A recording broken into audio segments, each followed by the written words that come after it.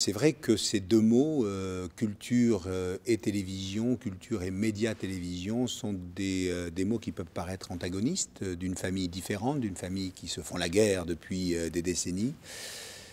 Vous savez, quand on demandait à Mozart ce qu'il pensait de son travail de compositeur, il répondait « Je cherche deux notes qui s'aiment ». Eh bien moi, toute ma vie professionnelle, j'ai fait en sorte que culture et télévision soient deux notes qui s'aiment. Voilà. Oui, parce qu'on pourrait penser que la télévision a tendance à nuire à la culture, parce que le temps passé devant certaines émissions de télévision qui ne sont pas forcément des émissions culturelles, c'est du temps en moins consacré à la lecture, consacré aux sorties culturelles, théâtre, musique. Est-ce que la télévision nuit à la culture? La télévision ne nuit pas à la culture, parce que vous savez, il y a beaucoup de gens qui ne peuvent pas aller au théâtre, qui ne peuvent pas aller à l'opéra, qui n'ont pas les moyens ou qui n'ont pas l'accès. Et la télévision, elle est faite pour ça. Elle est faite pour tout cela.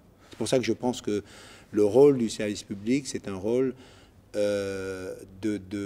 très important pour tous ceux qui n'ont pas les moyens financiers ou intellectuels de suivre tel ou tel programme. Et ça demande un effort. Ça demande un effort de la part des gens de culture, de ne pas parler uniquement à leur père, d'être des passeurs, d'être ouverts et d'être généreux quant au savoir qu'ils possèdent, et puis aux professionnels de l'audiovisuel, de prendre conscience de ce rôle-là. Et c'est ce que j'ai essayé de faire, c'est ce que nous avons essayé de faire, nous, avec mon équipe, quand j'étais président de France Télévisions. Voilà, j'ai essayé, comme je vous le disais au tout début, de faire en sorte que ces deux mots s'aiment.